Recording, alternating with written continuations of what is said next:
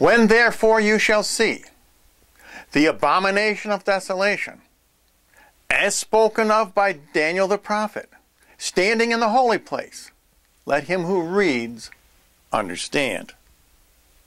Welcome to Revelation Unraveled. I'm your host, William Tapley, also known as the third eagle of the apocalypse and the co-prophet of the end times.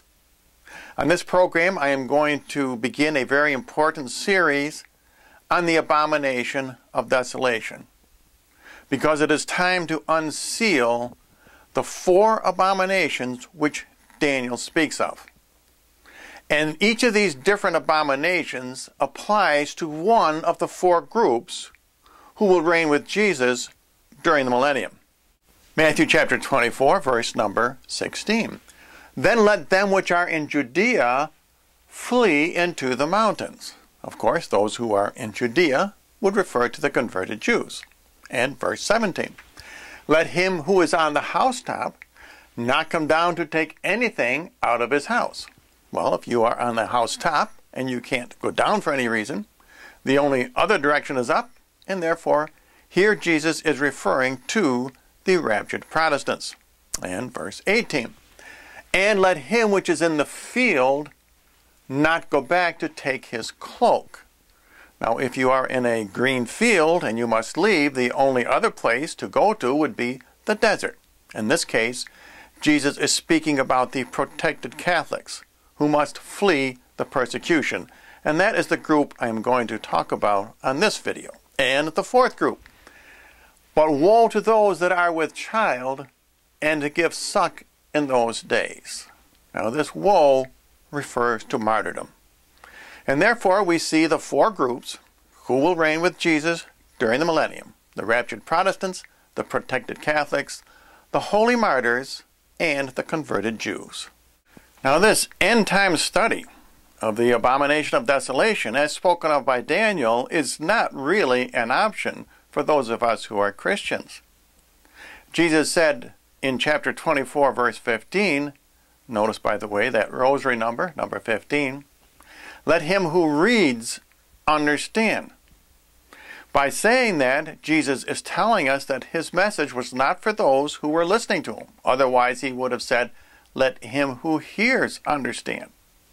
This message is for those of us in the end times. But you can't just read about the abomination of desolation. Jesus says, let him who reads understand. You must also understand what Daniel is telling us.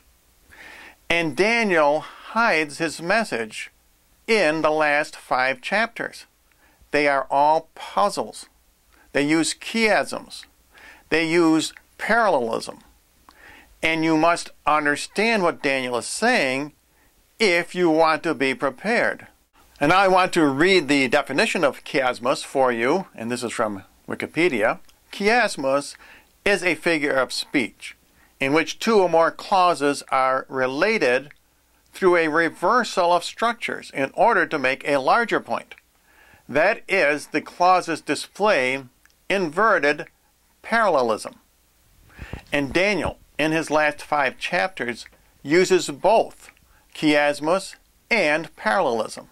And that's because he is hiding his message.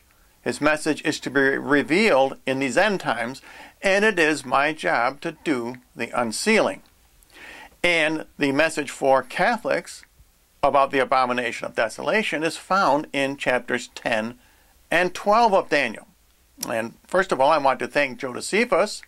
He has a channel on YouTube, because he is, I guess, the first one to point out that chapters 10 and 12 follow each other, and 11 is inserted between those 2 chapters. And I'm going to go one step further. I'm going to show on this program that chapters 10 and 12 are actually the same chapter. There are really 4 end-time chapters in Daniel. Chapters 8, 9, 10/12, and 11. Each one of those chapters is talking about the abomination of desolation. Each one refers to a different group. And on this program, we are going to talk about Daniel chapter 10/12, because that is referring to the abomination of desolation, which affects the protected Catholics. That refers to the false prophet taking over the papacy. Now on the wall behind me, I have posted chapters 10 and 12 of Daniel. There are 21 verses in chapter 10. There are 13 verses in chapter 12. And when you add those together, you get a total of 34 verses. As I said, this is actually one chapter. And to get the chiasmus effect, you must divide those in half. So there are 17 on one side of your equation and 17 on the other. And here's how the verse structure works. You start with verse number 1 from chapter number 10, and you work down through 3, 4, 5, 6, 7, all the way down to verse 17. And then you split it at verse 17 and 18. And verse 18 is on this side of the column, and you start moving up.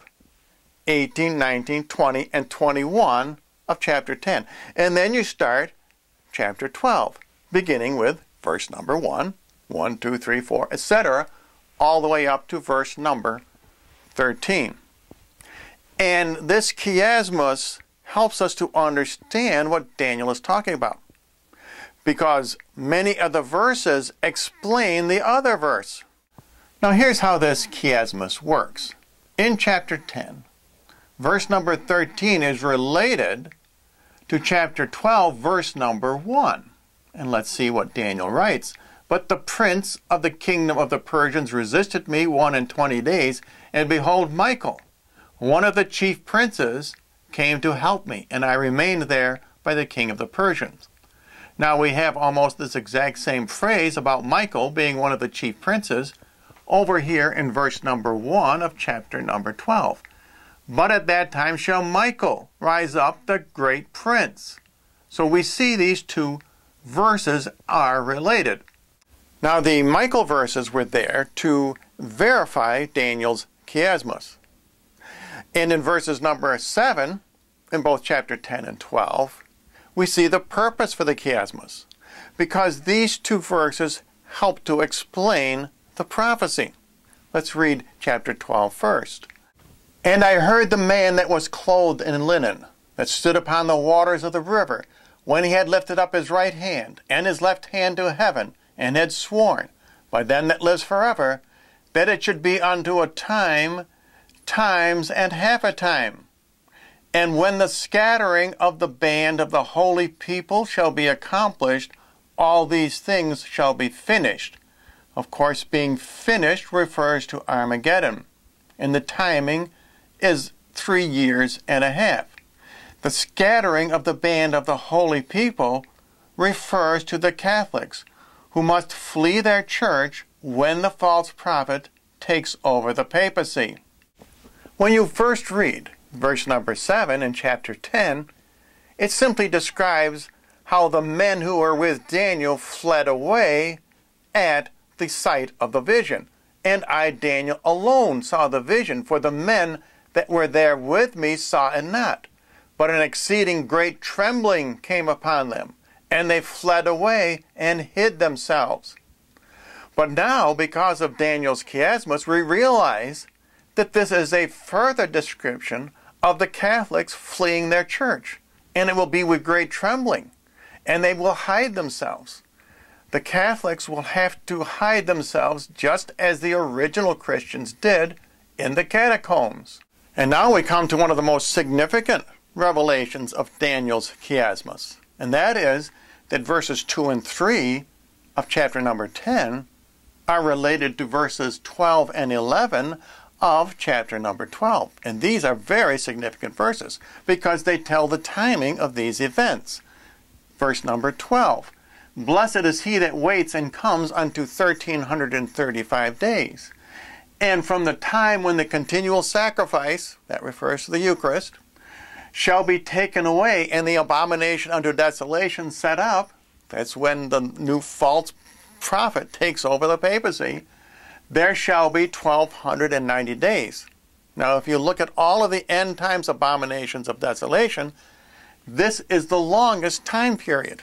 And that's because this comes first. the false prophet comes before the Antichrist. And now let's look at Daniel's explanation of this in verses 2 and 3 of chapter number 10, which we at first probably did not consider at all to be important as far as prophecy goes. In those weeks, I, Daniel, mourned the days of 3 weeks. So now we see this as a prophecy. And the 3 weeks becomes 3 years. And the 3 years corresponds to the 1,335 days. The 1,335 days is more than 3.5 years. But Daniel is telling us that this is not an exact date. And Jesus himself said he could shorten the days. And I remember saying quite a few years ago that both of these numbers, 1335 and 1290, are symbolic numbers. And the reason is because the integers in both cases add up to 12. And verse number 3 of chapter 10. I ate no desirable bread, and neither flesh nor wine entered into my mouth, neither was I anointed with ointment, till the days of 3 weeks were accomplished. So now we see that verses 2 and 3 of chapter 10 are not just a description of Daniel fasting, but is a prophecy of the Great Tribulation. Daniel mourns during the Great Tribulation, and there is famine during the Great Tribulation. Daniel is the greatest of the Old Testament prophets concerning the times that we are living in today. That's why Jesus refers to Daniel and only Daniel when he is telling his apostles about the end times. For more than 2,000 years, no one has understood that chapters 10 and 12 of Daniel are actually the same chapter. God is revealing the hidden secrets of Daniel at this time because the 4 abominations of desolation are about to take place.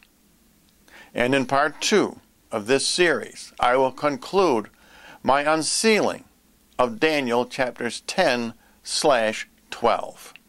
And a reminder to my fellow Catholics, all Bible prophecy is conditional. With enough prayers and sacrifices, this conclave, this month, could still elect a true pope. And don't forget, Peter the Roman will be a true pope because he feeds his sheep. This abomination of desolation that Daniel speaks about, that is the false prophet taking over the Catholic Church, we can delay this. We can hold it off. And let's pray that we accomplish that mission. And as always, I do offer a free copy of my book, Revelation Unraveled. For those of you who may be interested, you can write to the address you see on your screen, or you can send me a message to my YouTube channel.